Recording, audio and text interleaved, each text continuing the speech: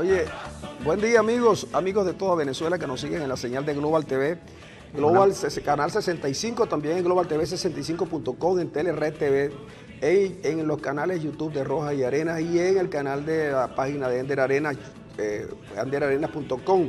También los amigos que nos siguen en Periscope. Ya estamos en Periscope, mi estimado Andri. Perfecto, ya estamos en Periscope y por supuesto también amigos, las compañías de cable que tienen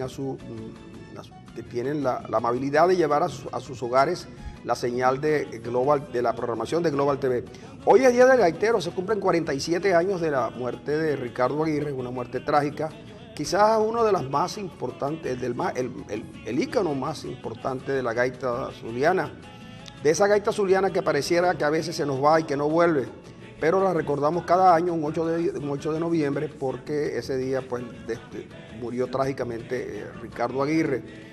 Creo que fue en 1983 que por mediación de un señor de apellido Yacín, que no recuerdo el nombre ahora, se instauró el Día de la Gaita. Hoy hay fiesta en algunos sitios de Maracaibo, y por supuesto nosotros queríamos también homenajear a la gaita y colocamos Reina Morena, que es una de las composiciones que a mí me gustan más, seguramente la Grey Zuliana y otras más.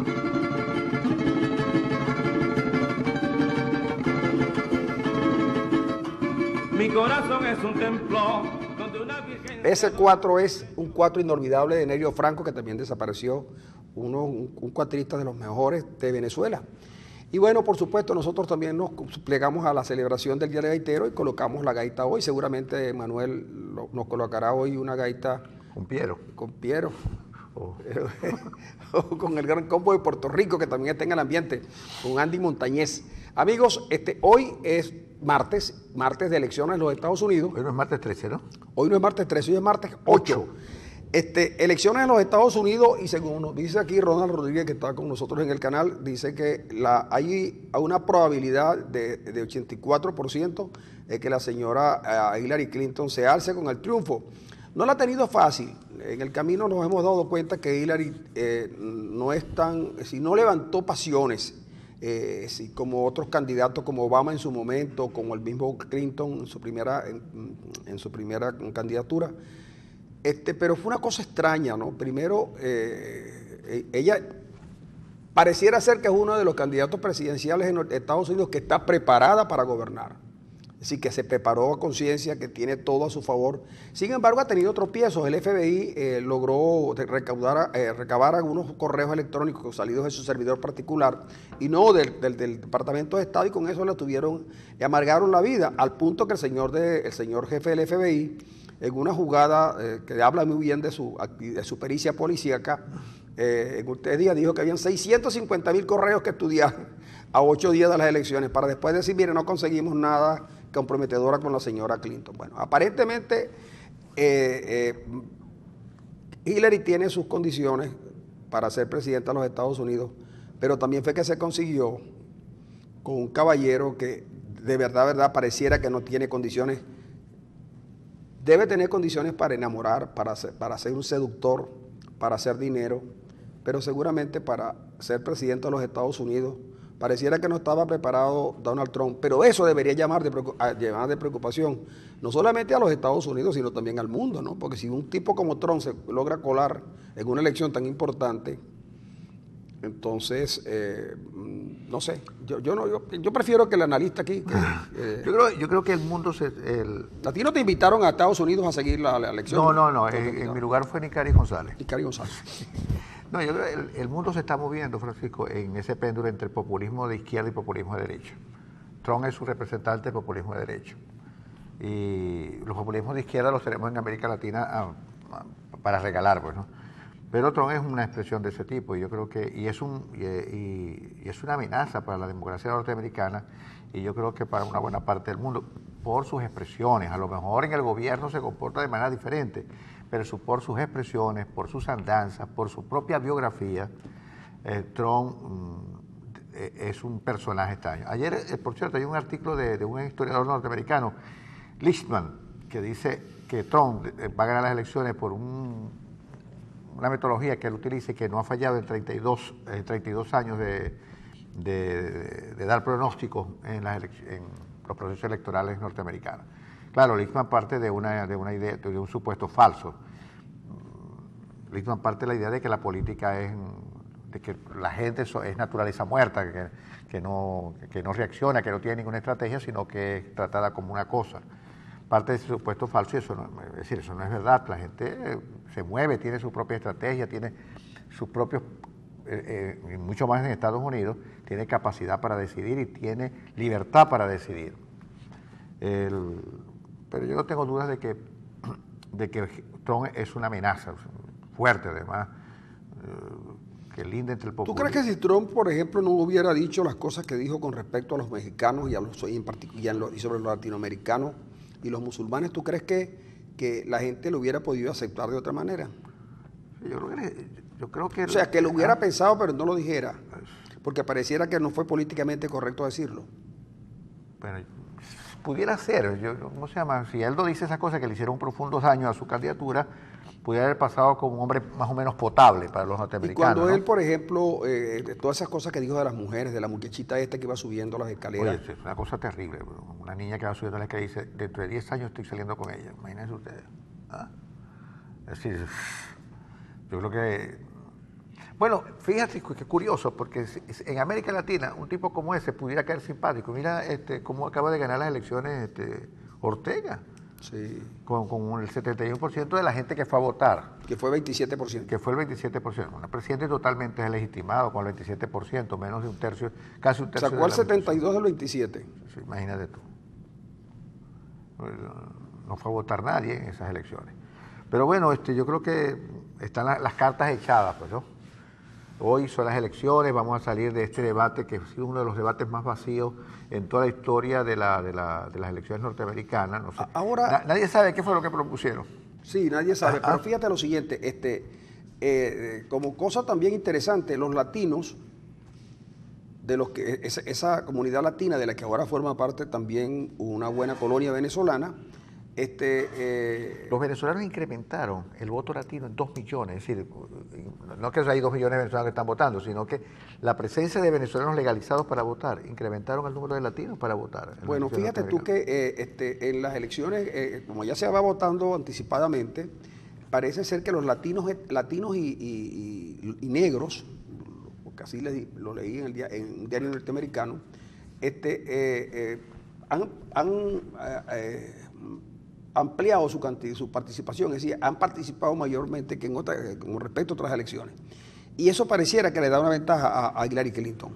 Pero sin embargo, nadie en este momento en Estados Unidos dice categóricamente que Hillary está ganando. Nadie lo dice.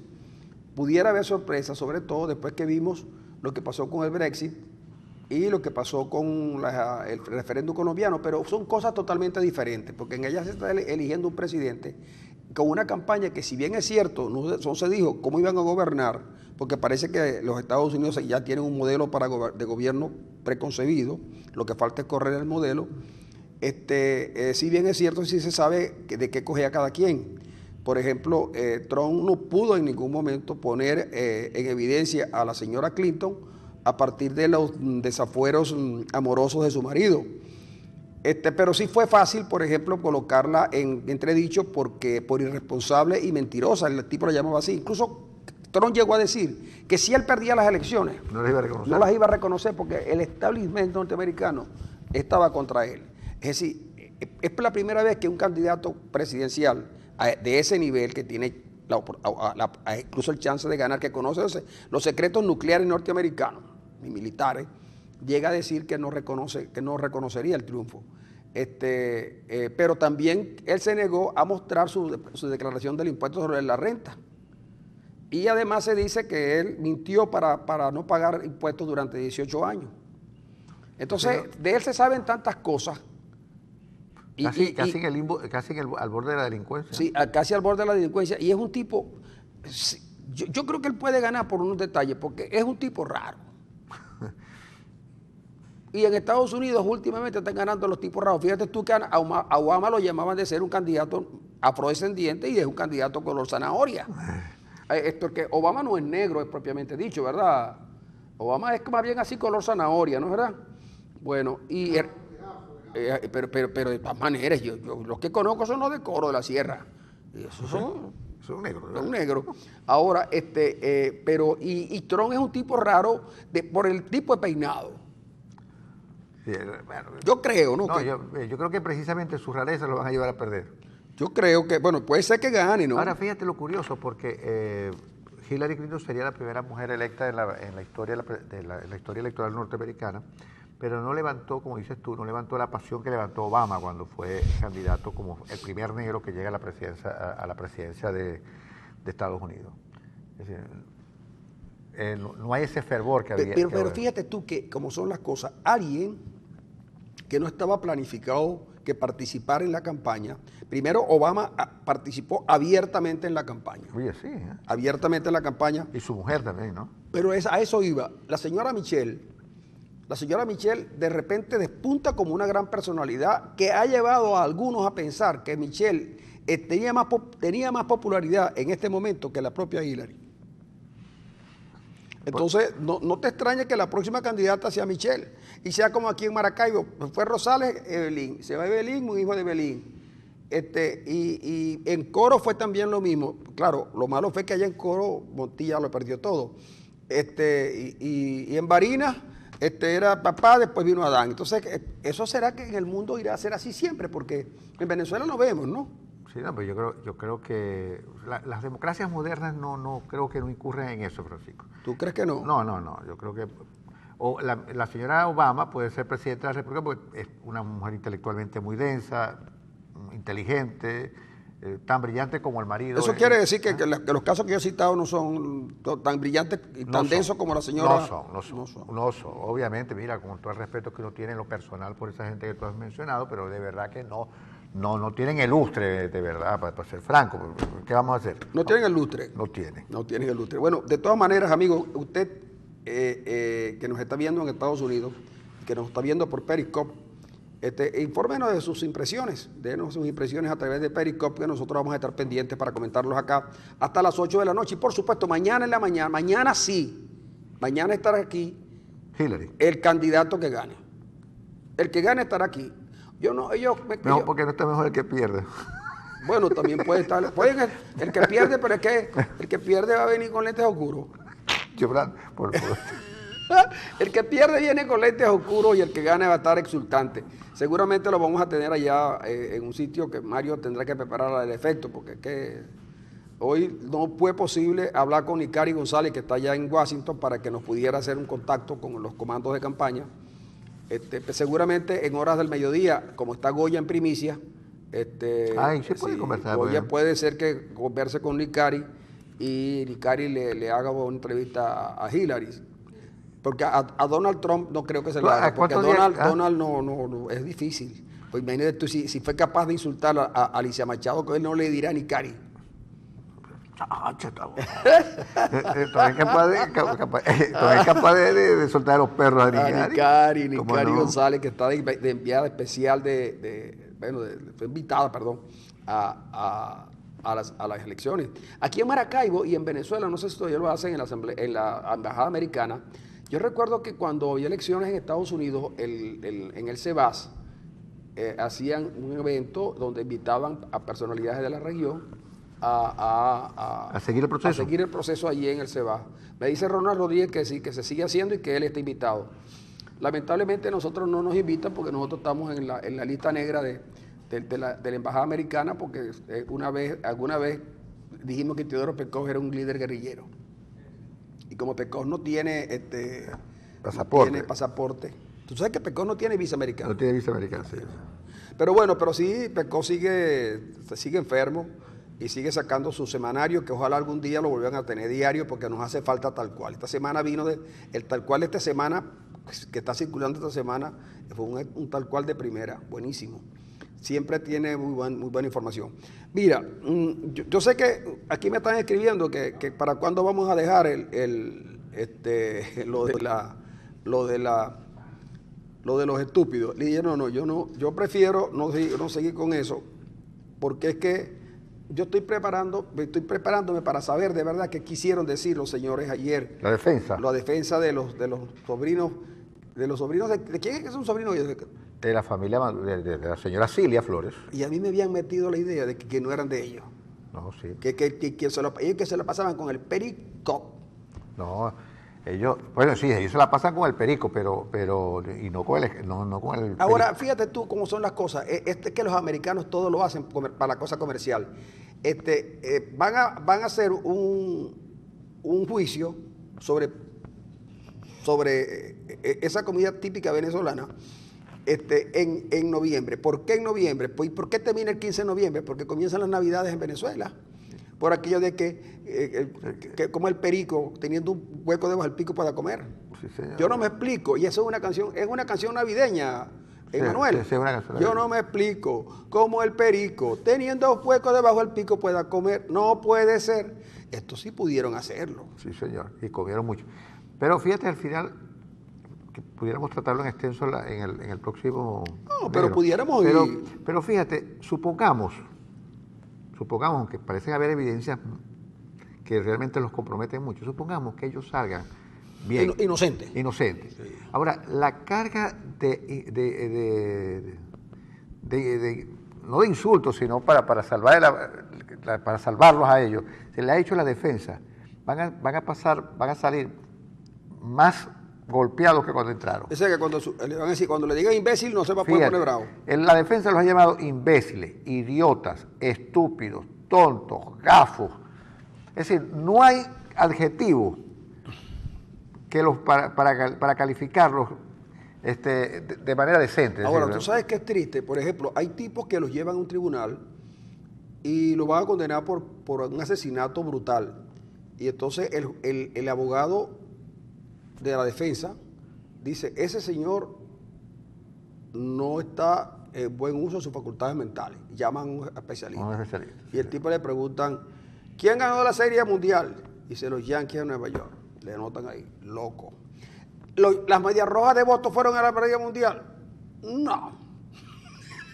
No está loco. No está loco, está de acuerdo. Pues entonces, yo lo que me pregunto es, ante una pregunta que el tipo dice que está loco y otra que no está loco, ¿qué hace el jurado? Bueno, el jurado evaluará, por ejemplo, ellos en verdad lo que son imbéciles, dijo la defensa. No, el tipo en verdad, dijo, miren, mira, ellos no son criminales. El tipo dijo, te lo voy para decirlo con franqueza, todo se reduce a un puñado de decisiones estúpidas de mi cliente y su primo, dijo el abogado defensor John Sachs. Es decir, que los tipos, mira... No, pero también dijo, ellos son demasiados estúpidos para...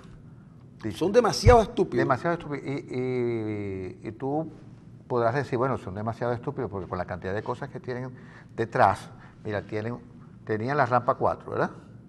Aviones a su disposición. Tenían pasaportes diplomáticos. Sobrinas de la primera dama, de la señora primera dama y primera combatiente de la República. 16 guardaespaldas. Entonces yo creo que sí son estúpidos. Es posible que... Él tiene razón, el fiscal. Si tú tuvieras todo este aparataje, a ti te hubiesen agarrado. Pero ¿cómo va? Mira, si Pablo Escobar hubiera tenido ese aparataje, Pablo Escobar todavía estuviera haciendo de la suya. Mira lo que tenía, mira. Podían que no vengan a decir ahora que eso no es verdad, que mejor callado está mejor. Dicen que ellos pasaban por la rampa 4 como facilito. Tenían pasaportes diplomáticos, podían ir en avioneta a donde quisieran. De hecho, fueron en una avioneta, o de un avión pequeño a Haití. Es decir, y es más, la familia estaba muy bien conectada. Yo no creo que son muchachos de verdad.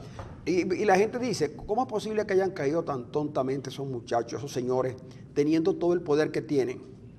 De verdad, que no le falta, yo creo que no le falta razón al abogado, porque de verdad son unos tontos. Bueno, el abogado lo dijo muy bien, ellos no son criminales, ellos lo que son imbéciles, son estúpidos, son idiotas, son tontísimos. Probablemente tú tengas razón. El problema es que es difícil comerse ese argumento.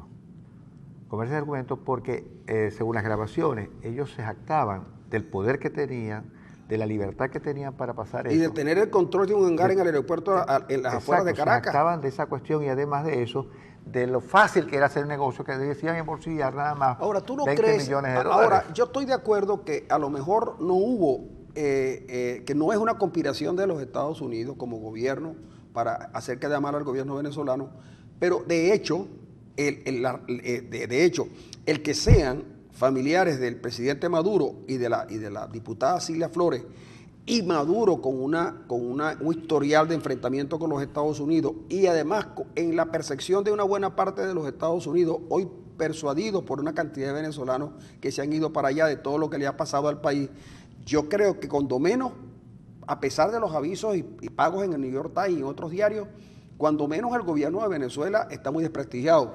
Además, una de las acusaciones más fuertes es que una buena parte de los militares venezolanos también están vinculados al tráfico de drogas.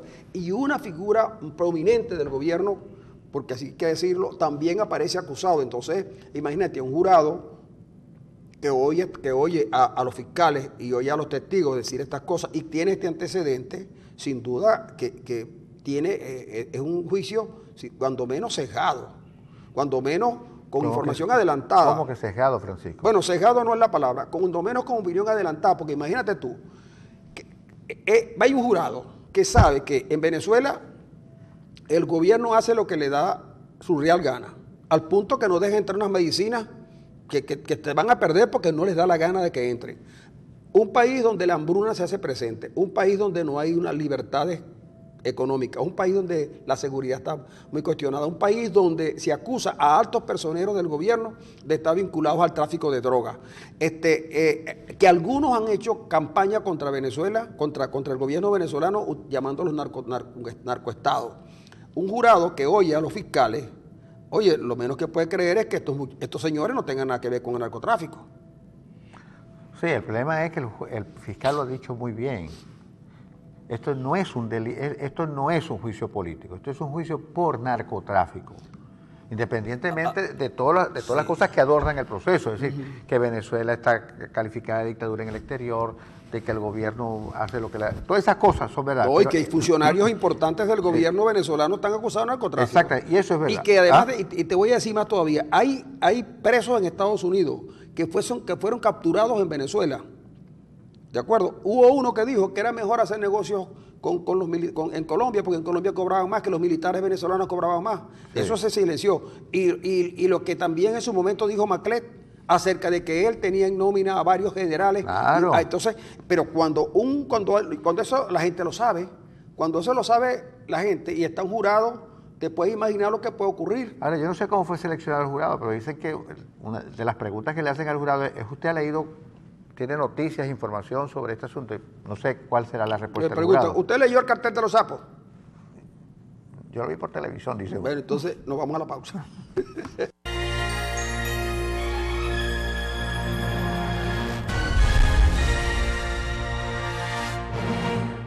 Así es, milonga sentimental, caramba, Andy Montañez.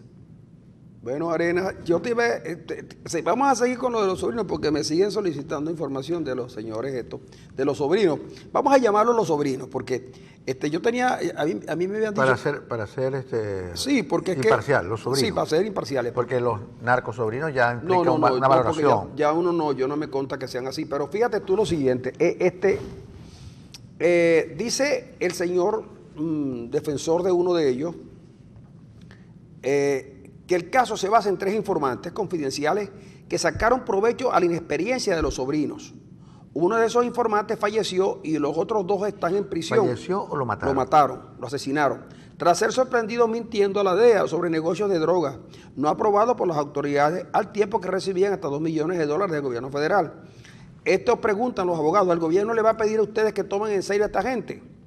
La defensa dijo que los informantes escogieron a sus clientes porque observaron la posibilidad de ganar mucho dinero y explotaron su ingenuidad. Sachs usó la palabra estúpidos para describir a sus clientes y sus acciones al menos 6 veces. Un narcotraficante de verdad se hubiera dado cuenta del problema rápidamente. Dijo: un narcotraficante de verdad quiere decir que yo soy un narcotraficante de mentira, pero no está negando que sea narcotraficante. Lo que está diciendo es que hay un narcotraficante que es un veterano narcotraficante Y estos eran narcotraficantes... No que no son de verdad, sino que son narcotraficantes idiotas. Idiotas, estúpidos imbéciles. Y imbéciles. Pero además de ser imbéciles, estúpidos e idiotas, los tipos estaban iniciándose en el negocio, pero el delito de querer meter droga en los Estados Unidos, entonces está claro. O sea, está bien. Exacto. Sí, a lo mejor a un Pablo Escobar se le mete 75 años de cárcel, ¿de acuerdo? O más, o se le meten los mismos cargos. Por cada gramo o se le meten a Pablo Escobar, a un narcotraficante, se le pueden, según este abogado, se le pueden poner los mismos 30 años que pidió Chávez para la jueza Fiuni. Vamos a poner, por caso, ¿no? Sí. En cambio, estos muchachos, seguramente, a estos señores sobrinos, que como lo hicieron porque ellos eran ingenuos, tal ingenuidad los llevó a que no sabían que eso era cocaína, que no sabían que eso tenía un precio en el mercado, que no sabían cuánto les iba a entrar, no sabían nada. Sí, de verdad que no. Eran tontos, pues. Sí. O sea, no tuvieron la malicia suficiente. Uno era tonto y el otro era retonto. Retonto, sí. Tonto y retonto. Entonces, el abogado dice, fíjate tú la defensa. Yo creo que el abogado está haciendo más esfuerzo en tratar de reducir la condena que en negar el hecho. El hecho está allí. El hecho está. Fueron capturados infraganti, ¿de acuerdo? Les tienen evidencia, y entonces lo que hay que demostrar ahora es que ellos no, sí, por ejemplo, en el baremo de narcotraficantes debe haber un baremo, por ejemplo, Maclé debe estar en un baremo alto, ¿no? Sí, porque... Comparado con Maclé, los tipos no son, pero a Maclé también le hicieron Maclé también fue ingenuo, porque a Maclé le quitaban todos los meses dinero para para protegerlo, y al final lo tiraron al pajón. Lo tiraron al pajón. Sí, señor. Pero tú no crees, bueno, a los tipos los agarraron con las manos Además, en la masa. Hay un detalle, además, dicho por ellos mismos, de que la droga era de la FARC, que ese es otro punto. Claro, ellos no sabían que la droga se produce, ellos no sabían nada. No sabían nada. Entonces ellos dicen que unos tontos como esos muchachos no podían producir esa cantidad de droga. No, ellos no la iban a producir. Ellos eran los distribuidores de la misma, ni siquiera mulas, sino porque tenían conciencia del negocio. Yo creo que los muchachos deberían decirle a los abogados: no me defiendan, compadre, no me defiendan. Porque después de esa andanada de adjetivos que recibieron por parte de la defensa, era preferible que se quedaran callados. Porque si salen inocentes van a quedar como los verdaderos imbéciles de la partida. Lo hicieron por imbéciles. Pero nos decía Darwin Chávez en la parte del Colibrí el día sábado, nos hablaba de la cantidad de bienes que hay detrás. Sí, claro. La cantidad de bienes de los jóvenes, de la familia en particular. De la familia. Ahora, fíjate tú, a mí me llama la atención que los abogados defensores, es decir, no lo defiendan del delito, sino lo defiendan porque son muchachos inexpertos. Pero eran inexpertos, pero la evidencia es que tenían un kilogramo de alcaloide de alta pureza. Y lo enseñaron Claro, y lo mostraron. Sí. Entonces, la otra cosa es cómo es que en los medios venezolanos esto no se ha ventilado como debería ser. Aquí hubo casos que se ventilaban abiertamente y sin mayor inconveniente en la prensa, en los medios de comunicación venezolanos abiertamente, y sin embargo, esta conjetura que nosotros hacemos sin tomar partido, porque no podemos tomar partido en uno u otro caso, porque no sabemos efectivamente cómo termina el juicio, y ser el jurado, nosotros no somos jurados y no estamos allí, pero simplemente oyendo a los abogados, uno comienza a hacer sus deducciones, porque, ¿tenían pasaporte diplomático? Tenían. ¿Y cómo es que un tipo que no es funcionario del Estado venezolano puede tener pasaporte diplomático? No tiene el ministro de Relaciones Interiores que explicar, o de Exteriores, que explicar por qué tenía pasaporte diplomático. También tenían pasaporte diplomático los que llevaban las valijas con dinero para los bancos suizos y el Banco de Andorra, que tampoco se dijo que los señores que andaban allí tenían pasaporte diplomático, y porque estaban cumpliendo labores encomendadas por el señor presidente del Banco Central, que tampoco tuvo la amabilidad de señalar que él se los había dado o los había nombrado. Es decir, en la opacidad que tenemos en Venezuela, sobre todo lo que pasa, lo que nos queda es hacer conjeturas. Ahora, en Estados Unidos, estos señores tienen unos abogados que los están defendiendo como debe ser.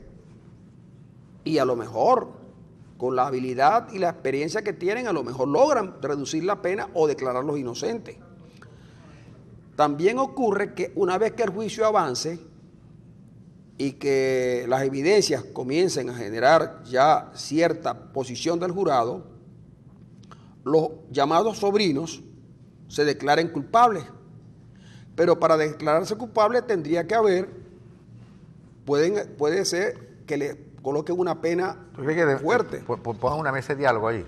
Una mesa de diálogo. Entre el gobierno y los sobrinos. Pueden mandar a los 3 presidentes centroamericanos. Para discutir claro, que la naturaleza de imbéciles de estos muchachos los lleva a colocar una pena menor. Sí, una pena menor, y pueden llamar a una mesa de diálogo que pudiera, en este caso, bueno, Samper no pudiera estar. No, Samper no puede ir. Y si va al hacer el examen de... Sí, toxicológico, sí. No, Samper no puede ir porque Samper no tiene visa americana. Pero pudiera ir Leonel Fernández, que su esposa es la vicepresidente de Dominicana, o Torrijos. Porque fíjate tú que en el caso venezolano, los mediadores son un presidente europeo y 2 centroamericanos. ¿Tú ves? Los mediadores. Bueno, bien, pudieran llegar allá también en esta cosa, porque imagínate que a esos señores, la pena máxima parece que es cadena perpetua. Y la mínima son 10 años. No, quédense menos, dependiendo. No, la mínima son 10 años. Bueno. Y la máxima es cadena perpetua. Ahora, para los 10 años, ellos tendrían que colaborar con la justicia. Con la justicia norteamericana. Ellos no pueden llegar y decir, es que allá en Maracaibo hay un señor llamado Mario Salazar que siempre anda con una gorra roja. Que él, no señor, tiene que dar información. Ahora, porque lo que queda de este asunto, de acuerdo a lo que ha dicho, es que se trató de meter droga en Estados Unidos. Eso está claro, ¿cierto? Sí, eso está claro. Eso está claro. Sin duda. ¿Cuál es el aforismo ese que tienen los abogados? Es que el hecho de no conocer la ley no los exime de su cumplimiento, sí. No le exime de su cumplimiento. Es decir, obviamente, a lo mejor por idiotez, por estupidez, por imbecilidad, ellos no conocían nada, estaban ofuscados, es decir, le ofrecieron una cantidad de dinero, se volvieron locos porque ellos, verdad, eran muy pobres, venían de un hogar muy humilde, según los abogados defensores. Cuando le ofrecieron esa cantidad de dinero y aquel par de mujeres, muchachos, se volvieron locos. Entonces, claro, por eso ellos cometieron el delito. Entonces, puede ser que la pena sea mínima. Trataron de meter la droga, es verdad, pero fue por pura estupidez. Eso es lo que alegan los abogados, porque ellos en verdad eran pobres.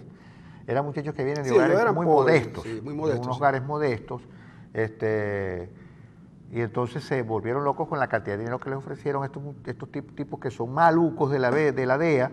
Les metieron 2 mujeres que eran impresionantes, y entonces ellos, por andar con ese asunto, en esa vagabundería, esa cosa, cometieron ese desliz. Pero también, pero en verdad ellos son ingenuos. Pero yo te voy a decir lo siguiente, ¿tú no crees que los familiares más cercanos debieron, aunque están allí, ¿no? En ese tribunal, fíjate cómo son las cosas allá, es que esos gringos también son un tipo raro. En el tribunal permiten la entrada de los familiares. Aquí no. Y permiten la entrada de los abogados y la cosa, aquí no. Incluso la prensa, ¿no? Sí, no, la prensa, pero no puede hacer gráficas ni nada, pero allá está la familia, allá va la familia. En cambio, cuando estaba la esposa de uno de ellos, cuando van a juzgar a Leopoldo López, a Ledesma o a los presos políticos venezolanos, que hay una cantidad bastante apreciable, no les permiten entrar a los tribunales. Es que los tribunales venezolanos son mejores que los de allá. No, yo creo que lo que son menos permisivos, ¿no?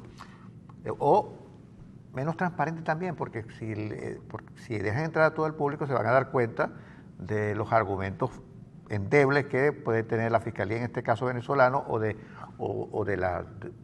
los exabruptos que algunos jueces han cometido en los casos de los presos políticos venezolanos. Y la gente se daría cuenta. Y no los dejan entrar, son sesiones privadas. Con el caso de los policías, tú sabes, ese caso lo radicaron en Maracay. El caso de los policías aquellos de 2002. Sí. Entonces, el juez de la causa, en su momento, decide que no hay razones para incriminar a los policías. policías. Tú sabes que lo que le hicieron al juez, ¿no? Lo destituyeron, Sí, claro. lo persiguieron a él y a su familia y tuvo que irse de Maracay. El juez que trató la causa de los policías presos en el 2002, de esos policías muy poca gente se acuerda de Forero y se acuerda de Simonovic y tal, que los maltrataron hasta más no poder. ¿Cuántos años tienen esos policías? 13. Tienen 14 años presos. presos. Entonces, uno se pregunta, ajá, y si en Estados Unidos fuesen así de malos, como dicen los abogados estos que viven allá, el señor Sachi y el señor Men, Sí, Sachiman y la señorita Espinosa.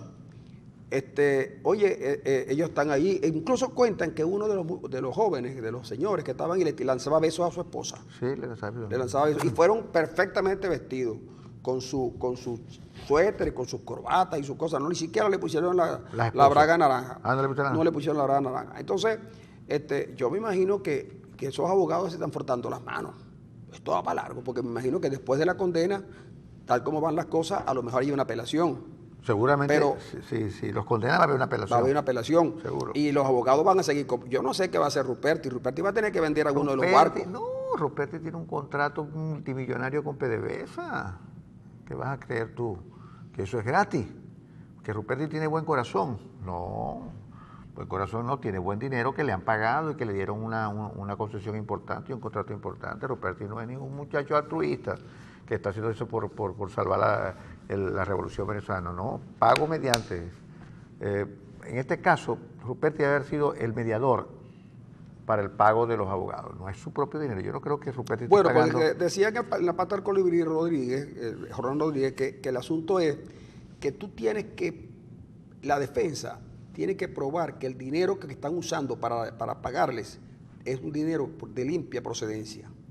Porque si no es de limpia procedencia, incluso en el juicio trataron de incorporar el hecho de que a Ruperti le habían dado un contrato, pero eso no tiene una cosa que no tiene que ver con la otra. Si le dieron un contrato es porque el tipo trabaja en la cuestión petrolera.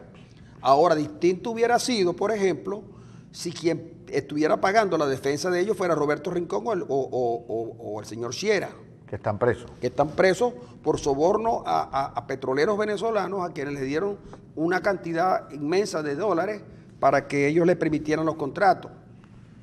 La mayoría de los que recibieron esos dólares viven en España, pero tanto Rincón como Sierra, que ven perder todo lo que habían amasado durante años, parece ser que en sus declaraciones han implicado a alguien muy importante que es muy alto, pero de voz aniñada.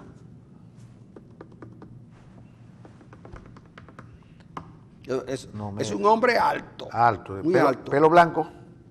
Parcialmente blanco, con una voz aniñada. No una voz de niño. No, una voz aniñada. Por ejemplo, Francisco. No, si habla Luis Vicente León. Francisco. No, yo sé quién es ese hombre, chico. Bueno, entonces yo sé quién es. Si usted no sabe quién es, no se preocupe. Usted nos escribe aquí preguntando y nosotros con seguridad le vamos a decir. Ya me lo dijiste todo. Alto, voz anillada y pelo parcialmente blanco. Ese yo sé quién es. Con un alto cargo ejecutivo en el gobierno durante mucho tiempo. Bueno, pero sí, tuvo muchos cargos tuvo. Sí.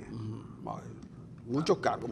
Salió cuando dijo que Venezuela tenía que resolver algunos problemitas en su paquete económico, su cuestión. Ahí lo votaron. Muchos cargos, verdad. Ah, pues, sé quién es, chico. Ya. Mira esta perrita que suelta Chatterton en el programa de Vladimir Laguna. Lo que sí haría yo, en caso que mis políticas no funcionen, sería renunciar y dejar que otros que sepan más que yo de eso pueden abrir espacios nuevos para la solución de los problemas. Pero claro, porque es que resulta, Arenas, que lo que se está abriendo ahorita, fíjate tú, ayer hubo unas declaraciones de Rodríguez Torres que probablemente no agraden a mucha gente, pero Rodríguez Torres dice, debe haber un gobierno de 2 años, un gobierno de transición, debe cambiarse el modelo económico, debe hacerse tal y tal cosa, pero no señala, por ejemplo, que es necesario poner en libertad a los presos políticos. Eso se le puede agregar. Esa es una salida, hay que buscar salida. Y nosotros la podemos proponer porque nosotros no tenemos... Yo veo una salida inteligente que si el gobierno dice que tiene la mayoría del pueblo en sus manos, pudiera aceptarla. Elecciones generales en el primer trimestre del año que viene. Pero el gobierno no quiere elecciones generales. No elecciones presidenciales, sino elecciones generales. Pero fíjate lo siguiente, mira, pudiera haber un gobierno, a lo que voy es a otra cosa, pudiera haber un gobierno en estos 2 años, sí, un gobierno de transición que arregle lo del CNE, que arregle lo del Poder Judicial y que convoque elecciones.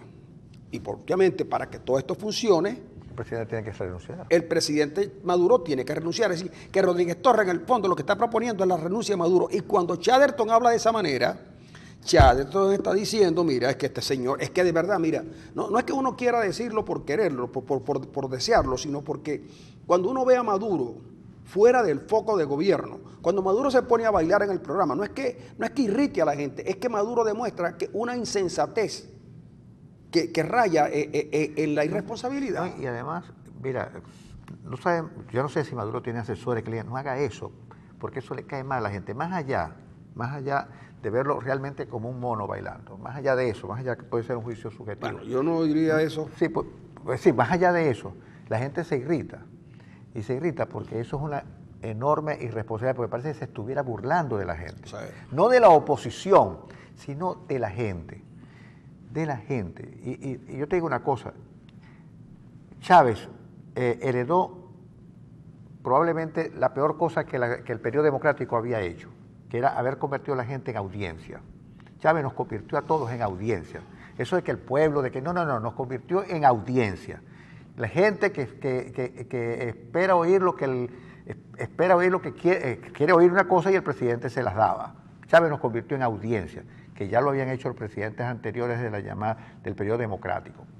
Pues bien, esa audiencia hoy tiene cierta conciencia y cuando ve a Maduro bailando de la manera que baila, se irrita porque la situación en el país es calamitosa. Ya lo dijo ¿cómo se llama? El mediador, el facilitador que trajo la iglesia. Las cosas en Venezuela están muy feas, no se consigue medicina, no se consigue nada. Le hicieron una entrevista y la entrevista que hace, lo que se puede extraer de la entrevista que le hacen a ese facilitador es que él vio las cosas terribles. Y entonces cuando tú ves que las cosas están terribles y ves que en Maiquetía se están perdiendo las medicinas, simplemente porque ellos no permiten que descarguen medicinas, chicos, porque para que nadie sepa. Mira, te digo, Francisco, el hecho de que descargar las medicinas en el puerto de La Guaira o Puerto Cabello, no sé dónde está, sea parte de la negociación, es un acto de grosería y de obscenidad que no se le puede permitir al gobierno. ¿Cómo? Porque la gente se está muriendo por falta de medicinas. Si eso no hubiese pasado, bueno, está bien, pero convertir las medicinas en parte de la negociación, sabiendo que la gente se muere por falta de medicinas, es una cosa realmente obscena, es casi pornográfica lo que hace el gobierno en este caso. Una cosa que no tiene ninguna explicación. Por eso es que nosotros decíamos ayer que más que socialista, más el socialismo, ¿qué hace?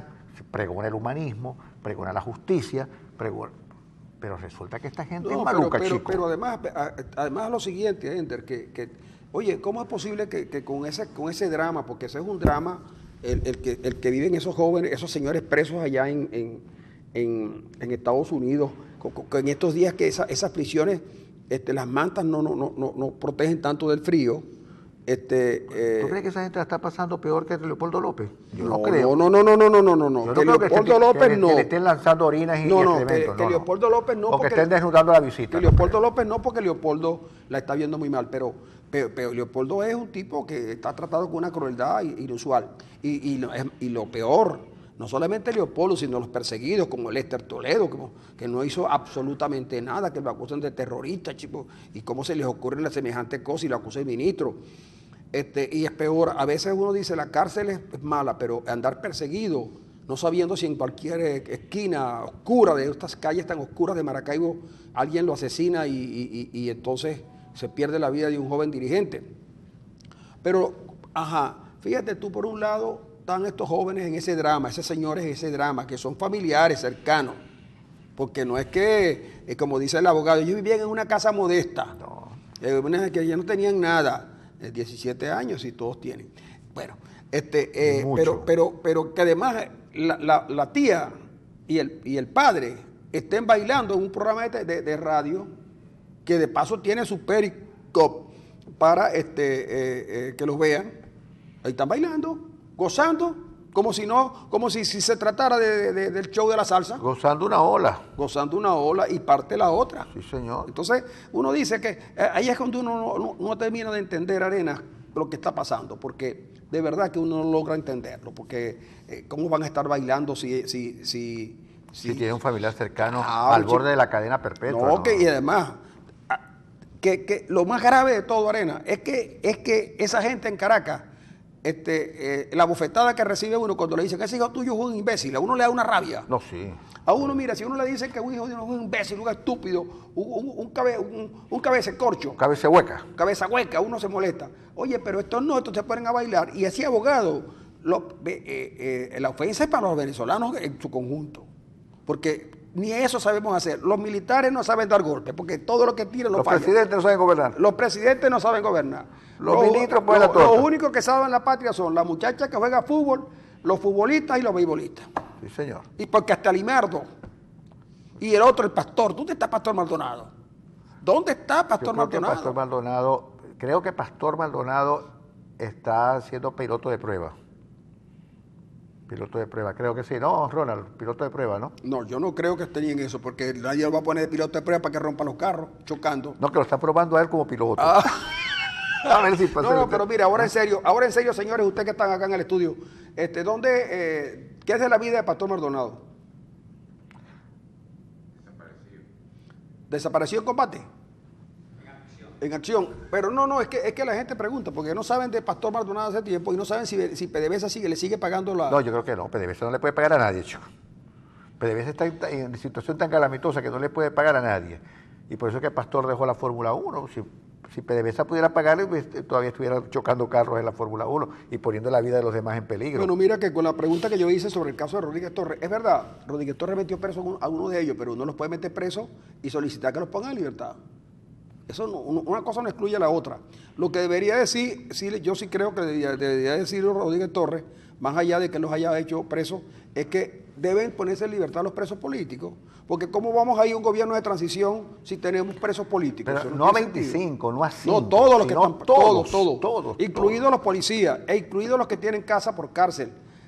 Y en algunos casos que se le haga un juicio imparcial con el propósito de resarcirle los daños que le causaron. Sí, señor. Porque de repente a alguien lo capturaron, lo metieron preso. El caso de la señora Fiuni. El caso de Fiuni. Que no solamente, mira, le rompieron la vida, sino que le rompieron la vida en términos profesionales, sino en lo personal, porque ella acusa a sus carceleros de haberle inclusive abusado de ella.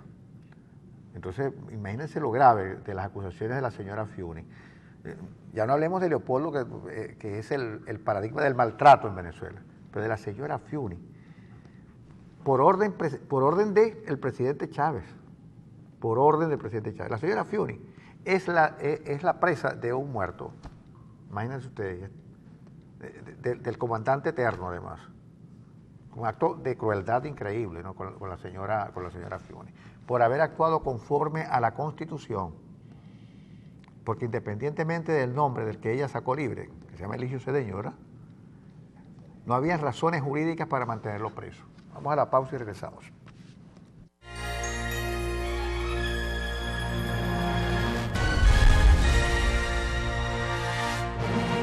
Aquí seguimos, amigos, con unas son de rojas y otras son de arenas.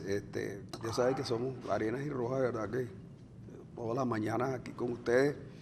En una mañana que se nos antoja, bueno, hoy no hubo lluvia en Maracaibo, la lluvia está en otro lado. Por cierto que siguen las reuniones, no sabemos si las mesas que se instalaron para la cuestión del diálogo siguen funcionando. Yo me acuerdo que hace tiempo atrás también se instalaron unas mesas y las mesas al final no llegaron a nada. Hay quienes apuestan a que el diálogo sea por los siglos de los siglos. Es decir, que no haya ninguna respuesta sobre cosas muy concretas. Ayer mismo se publicó un documento de un grupo de economistas venezolanos tratando de alertar a Maduro en torno a la situación económica del país y a mí me pareció un buen documento y un buen propósito, solo que Maduro o no entiende lo que le dicen allí, o él no lo va a leer, porque resulta que Rodrigo Cabezas, un documento menos extenso y menos denso, sin duda, le hace saber al presidente Maduro que no hay tal guerra económica y mucho menos una guerra financiera. Ayer comenzaron el aparato comunicacional del gobierno a decir que el hambre de los venezolanos y la falta de medicina tiene que ver con una actitud del Citibank. El Citibank es el banco cabecera para hacer las transacciones que Venezuela tiene que hacer en dólares. Ahora, el Citibank, por las razones que a bien tengan, han venido dejando de lado las actividades en Venezuela. Incluso hay muchos tarjetavientes del Citibank que ya no son, que le dijeron, mira, hasta esta fecha sus tarjetas están vivas, lo demás ya en adelante no funciona. Igual se lo dijeron al gobierno, habría que preguntar por qué. Ahora, el gobierno puede buscar otro banco, hay otros bancos. El Citibank incluso le dio un plazo para que buscaran otro banco y arreglaran su asunto. Pero como cosa curiosa aparecen diciendo, mira, la culpa la tiene el Citibank. Entonces, es probable que en estos días haya una poblada frente al Citibank, bueno, pero un grupo de zulianos que llevan y donde haya agencias diciéndole que ellos son los culpables, porque se trata de direccionar la cuestión hacia otros, echarle la culpa a otros. Claro, pero es un rasgo, está en el ADN del gobierno. Pero fíjate, ¿no? Tú, por ejemplo, que todos lo tienen... Esto es lo que dice Faría, la recuperación económica se iniciará a partir del 17. No estoy diciendo eso como hace 4 años. Hay un documento de 107 economistas muy importantes en el país que dicen que esta situación se debe a las malas políticas económicas. Por supuesto, porque es que decir que fueron los precios del petróleo, no, ya la crisis se venía incubando y se venía señalando. Es un error. Cuando había precios del petróleo más altos, ya había un error. Y cuando se le dijo al presidente que esto estaba ocurriendo, él dijo, ya viene el rebote. Luego, la producción nacional de bienes se vino abajo también, tanto en la parte agrícola como en la parte industrial. ¿Y qué hizo el gobierno? Expropió cada vez más. Acabó con las tierras, acabó con todo, acabó con todo lo que existía. Entonces, de repente, el gobierno se hizo más dependiente del petróleo, los precios del petróleo bajan dramáticamente, pero baja también la producción petrolera venezolana. Y además Venezuela, aparte de todo lo que le entró por petróleo, le entró una cantidad grandísima de dinero por préstamos que a veces ni se sabe si llegaron al país, pero que los contrataron. Habría que ver si después muchos de los que prestaron dinero podrán cobrarlo si tienen las garantías. Pues bien, frente a esto se da lo siguiente, una inflación desbordada, mucho más allá de lo que algunos analistas dicen, porque en la zona fronteriza como Zulia, los precios de los productos son elevadísimos y funcionan en base al dólar paralelo. Las reservas internacionales en un bajo histórico, están cerca de 11.000 millones de dólares. La deuda nuestra crece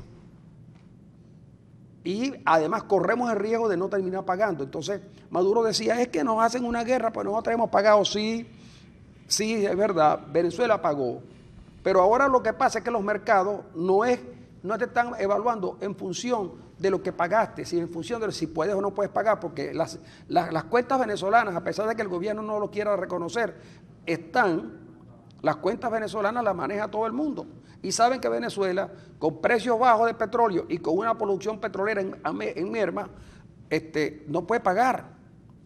Entonces, al no tener ingresos, Venezuela no puede importar. Venezuela importa de todo. Ahora ya no puede importar ni siquiera la gasolina que deberíamos consumir en unos meses. Entonces, amigo, si eso no es suficiente, que no tiene que ser explicado con argumentos técnicos, sino que es una realidad que está allí, y si eso no sensibiliza a la gente del gobierno y a los amigos del gobierno, que siguen haciendo grandes negocios, porque solamente a unos irresponsables se les ocurre tener un dólar a 10 bolívares. Solamente un irresponsable, cuando el mercado que ellos controlan lo tiene 700. Sin embargo, ellos se empeñan en 10, pero no se empeñan en 10 porque quieren a los venezolanos, se empeñan en 10 porque ese es el gran negocio. Y después viene uno de los más conspicuos líderes del gobierno y dice, no sé si hasta ministro será, William Hill, yo no sé si es ministro, no, diputado, dice, quien gane más de 3 salarios no tiene bolsa CLAP.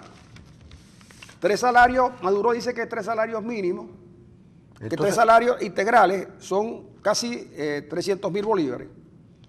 Eso no lo gana en Venezuela, sino un pequeño porcentaje de la población. 3 salarios mínimos, en todo caso, si son referidos al salario mínimo nada más, sin la cesta, el bono de alimentación, estamos hablando casi de 27, de 90.000 bolívares.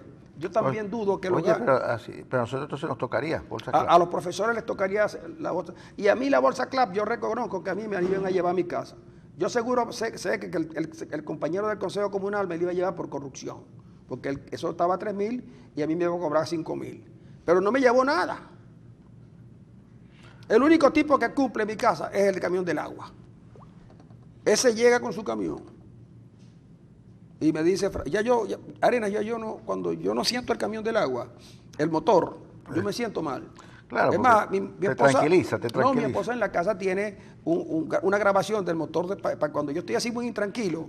Y deprimido. Muy deprimido, ella me coloca el ruido del camión de agua. ¿Y tú te tranquilizas? Muchacho, ese es mejor que un Valium.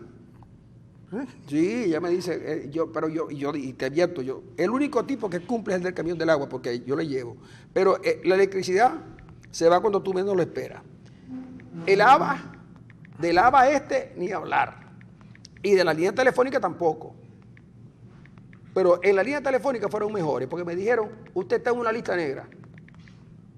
Y yo dije, ¿por qué no en una lista roja? Porque en la lista roja que está. Porque usted no se ha podido... Pero fíjate, Francisco, hay una declaración de... Tú sabes que nosotros tenemos todavía una viceministra hoy en día de la felicidad. Mira, aquí está ella. Yo no sé si podemos colocar este video. Pero tenemos que llevar, que lo bajen a los caballeros. Es una cosa insólita lo que ocurre en el país. La viceministra Carolina Sestari va a una reunión del sistema de orquesta. Sí, claro. Les dice, chicos, con todas las letras, que si no están de acuerdo con la revolución se pueden ir a buscar trabajo en otra parte. A los músicos. A los músicos. Sí, les digo. Es una cosa impresionante. Yo no sé si lo puede bajar Emmanuel y colocarlo antes de irnos. Se trata de las declaraciones de Carolina Sestari, viceministra de Felicidad, en el sistema de orquesta, infantil y juvenil de Venezuela. Emmanuel, busca el video a ver si lo podemos colocar. Una cosa impresionante, dice cómo se amenaza a los empleados públicos si no están de acuerdo, si firmaron o si van a votar contra el gobierno. Es impresionante. Estamos de verdad, y yo sé que mucha gente muy afecta al gobierno, le disgusta que uno diga esto, porque en Venezuela hay gente muy manipulada, estamos frente a una dictadura, de verdad. Y al gobierno hay que recordarles que los dictadores tarde o temprano caen y tienen que irse. Inclusive algunos se van muy maltrechos, y ha pasado recientemente. Ceausescu fue liquidado en Rumania, llorando, hecho un mar de lágrimas, cuando fue realmente ajusticiado por los nuevos gente en el poder. Y todos los dictadores terminan muy mal. Como este es un gobierno que se sustenta todavía sobre una base social de apoyo más o menos significativa, oye, resuelvan los problemas de gobernabilidad, abran las puertas, discutan de verdad las mejores soluciones para el país, porque el país está viviendo su peor situación. No hay manera de resolver este problema con este gobierno. Con Maduro no hay problema, no hay manera. Con Diosdado no hay manera. Con Bernal no hay manera.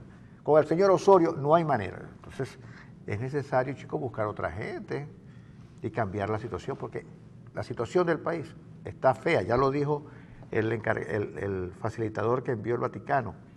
Lo dijo en Argentina, la situación en Venezuela es fea. Y de no resolverse el problema del diálogo, la salida puede ser sangre. Que Dios nos ayude, digo así, textualmente.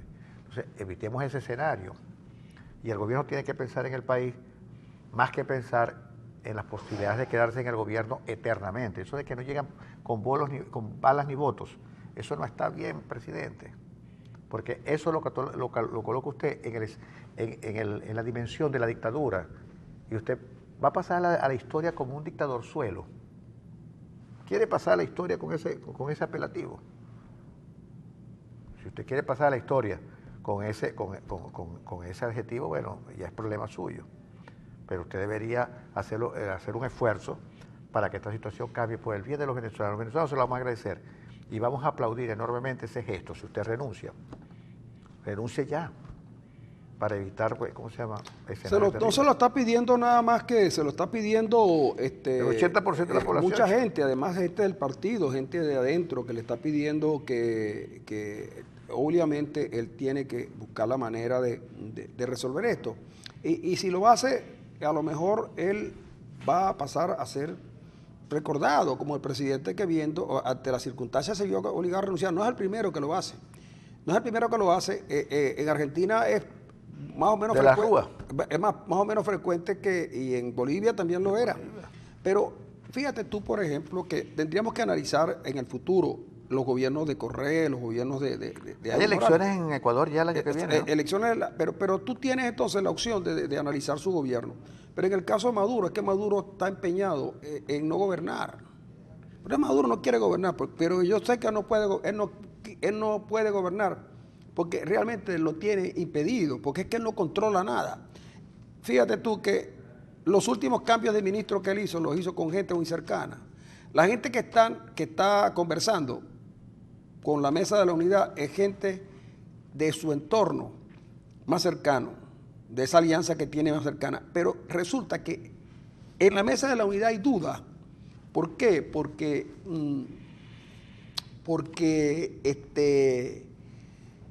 a lo mejor esos acuerdos a que ellos llegan con los enviados de Maduro, ellos no los respetan. En el gobierno hay irrespeto a Maduro. O sea, tú sabes que Chatterton es diplomático. Ha perdido un poco la síntesis, pero Chatterton les dijo claramente, cuando uno no puede con una cosa, no debe renunciar. Claro, sí, mira, renuncian los managers de los equipos, renuncia gente que lo pusieron allí porque creían que podía hacer las cosas bien, pero estos se quedan, pero es que ya no es posible quedarse. No solamente se quedan, sino que creen que lo están haciendo bien. Creen que estamos... Bueno, el hecho de que exista una viceministra de la felicidad, imagínense ustedes, en un país donde realmente la gente dice estar mal, hay una viceministra de la felicidad que le habla infelizmente a la gente y los amenaza con botarlos del trabajo. Sí. ¿Ah? ¿Qué felicidad puede proporcionar una gente que está amenazada para salir del trabajo? Es una cosa, una incongruencia, pero de bestia, pues, ¿no? Sí, hay una incongruencia enorme. Es una incongruencia, chicos, porque de repente tú dices, ok, yo quiero quedarme, voy a hacer esto y esto, y lo sometes a la gente. Aprueban el presupuesto nacional y colocan solo el 3% de endeudamiento, cuando ellos saben que la economía venezolana no está para financiar un presupuesto tan grande como el que ellos aprobaron. Pero lo aprobamos allá. Es el Tribunal Supremo, nuestro Tribunal Supremo, dicen. Nuestro. Sí, nuestro Tribunal Supremo. Entonces, ahora necesitan, cuando van a buscar préstamos, le dicen no, porque ustedes tienen que pasar por la Asamblea Nacional, no le vamos a prestar. Entonces, cuando le dicen eso, no, pero es que nosotros no la reconocemos. Si ustedes no la reconocen, no le podemos prestar. Porque nadie va a colocar dinero corriendo el riesgo de que no le paguen o de que le desconozcan el préstamo. Hay una deuda comercial de la que poco se habla y que el gobierno no ha honrado. Una parte de esa deuda comercial la convirtió en deuda financiera, una parte muy pequeña. ¿Cómo va a ser? Esa deuda comercial esa deuda comercial es tan grande como el volumen de las reservas internacionales, del total de volumen de las reservas. Ahora, hay una cosa de la que no habla el gobierno, Francisco, no sé si tú, que es el despegue que ha tenido el dólar paralelo. Es impresionante, la gente ayer compraba los dólares a 1.900 bolívares. Mete lo que eso significa. Es decir, ese desquiciamiento del dólar paralelo, nadie ha hablado, el gobierno no ha dicho la primera palabra. Y no es para culpar a otros, es decir, el dólar tiene ese precio porque no hay dólares en el país, o porque algunos lo compran muy barato para venderlo a eso y están haciendo una enorme fortuna. Pero eso ha desquiciado y ha empobrecido al país y ha quebrado empresas y tiene a otras al borde de la quiebra. Porque como no hay dólares, tienen que ir al mercado paralelo a buscar esos dólares. Yo no sé, a estas alturas del partido, que estamos a finales de año, que el dólar esté en 2.000, probablemente llegue a 2.000 hoy porque no, parece que no tiene techo, y el gobierno no diga absolutamente nada, que esté No, es totalmente callado. es que nunca lo dijo. El gobierno nunca dijo absolutamente nada, nada de lo que, cada vez que tenía problemas, generalmente salía alguno a decir que él iba, sobre todo uno que ya no opina mucho, aquel señor llamado Marco Rodolfo. Oye, ¿qué se hizo, chico? No, él está en alimentación. Estará con Pastor Maldonado, porque en verdad que yo no lo Sí, voy a escuchar. es el señor de la alimentación, que él debió opinar sobre economía y dijo, no, yo no sé cómo funciona eso de los bonos. Dijo el ministro de Finanzas, que no sabía por qué los bonos venezolanos estaban bajando. Y Maduro dice que él no entiende si nosotros hemos pagado religiosamente lo que nos cobran, ¿por qué el riesgo país? Y él no se da cuenta que cuando solicita un canje de deuda para ampliar los plazos de pago, lo que está reconociendo es un default técnico. ¿Por qué tú propones canjear la deuda y pasarla para otro periodo? Porque tú no tienes con qué pagar. Exactamente. Entonces quieres que te den unas condiciones de pago mucho mejores. Ahora, el inversionista te dicen, entonces, ¿cómo lo lograron? Le dicen, bueno, nosotros vamos a hacer esto más allá, pero le vamos a dar una garantía. Esa garantía son acciones de Citgo. Pero los tipos dicen, ustedes le dicen a Venezuela, ustedes tienen, sí se la podemos comprar, sí le podemos canjear la deuda, pero resulta que ustedes le dan un precio a las acciones de Citgo que nosotros consideramos que están sobrevaloradas. Lo que quiere decir que el 50% que ustedes nos están ofreciendo es apenas el 20%.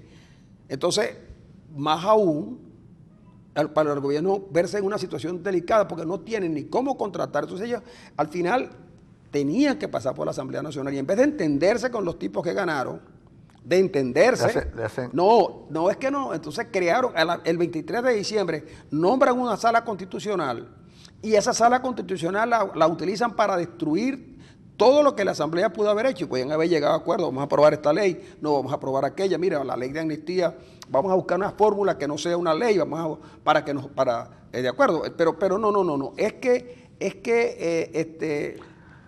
todo es como si todavía tuvieran la fortaleza popular, sí, y todavía tuvieran la manera de comprar las voluntades. Fíjate, todo esto, bueno, Maduro quizás es la figura más comprometida, pero todo esto hay elementos del entorno que están sumamente comprometidos y que tendrán que alguna vez rendir cuenta frente a los supuestos desafueros que han hecho. Pero los personajes de la sala constitucional, ¿cómo crees tú hoy en día, frente a la mesa de diálogo, que puede ser un juicio, es decir, el juicio o el juicio a propósito de la acción que emiten normalmente los 7 señores de la sala constitucional? ¿Cómo crees tú que quede esta cuestión? Es decir, gente que aprobó el presupuesto, pues sabiendo perfectamente que constitucionalmente no se podía. Claro, pero porque ellos no aprobaron nada. Ellos aprueban dentro del decreto, fíjate tú, ellos no tenían competencia para resolver el asunto del decreto de emergencia. Entonces, como a Maduro se le vence la opción de ese decreto, vuelve a ser otro. Entonces, dentro de ese decreto es que ellos aprueban, se abrogan la representación del Parlamento. Es decir, que ellos deciden que la manera como funciona la República, hasta ese momento, comenzó a funcionar de otra manera. Maduro cambia las reglas de juego. Maduro es presidente y como presidente él lanza un decreto que no le aprueba la Asamblea Nacional. Entonces la Sala Constitucional viola la Constitución al considerar a Maduro un dictador. Un hombre que tiene todo el poder, es decir, obvia los otros poderes del Estado y entonces él decide, el Tribunal Supremo, 7 personas deciden que Maduro lo puede todo, al margen de la Constitución. Entonces, por supuesto, como lo puede todo, dice, bueno, en base al decreto de emergencia dictado por el presidente, nosotros consideramos que la presentación del decreto del presupuesto no se presenta en la Asamblea Nacional porque la Asamblea Nacional, según nuestro criterio, no existe, porque está en desacato. Desacato una decisión, pero no es la Asamblea Nacional. Entonces ellos las hacen desaparecer. Y fíjate lo curioso, la mesa de diálogo lleva a resolver el problema del desacato de la Asamblea para que se le presente de nuevo el presupuesto. Y Venezuela pueda tener opción Claro, pero entonces quiere decir que eso significa que lo primero, allí las conversaciones pasan, primero que ya aparentemente hay una decisión de realizar las elecciones en Monagas, en Amazonas. pero en vez de llevarlo a Amazonas, el tribunal es el de Monagas, no en Amazonas. Ellos están de desacuerdo, no tanto por los tipos, no tanto por los tres diputados, sino porque allí hay personas que ellos no quieren, las peleas de la zona, entre ellos la hermana de Guarulla, que es diputado. Entonces, Guarulla quiere elecciones. Al menos, miren, si el gobierno lo más que puede ganar ahí es un diputado, uno más para tener dos. Sin embargo, la oposición tendría 111 diputados. Si le perdiera uno, si llegaran a perder uno, porque van a hacer todo lo posible por ganarlo, quién sabe si lo ganan, a lo mejor pierden al que tienen. Entonces, ya hay esa opción, pero entonces viene, ¿cómo hace con el CNE? También lo va a nombrar el Tribunal Supremo.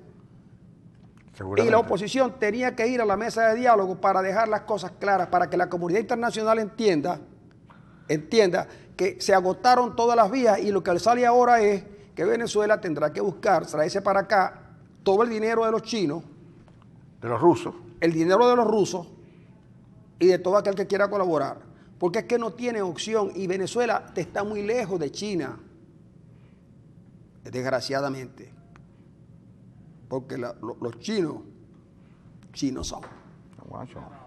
Nos vamos, mi estimado Mario. Ok, perfecto.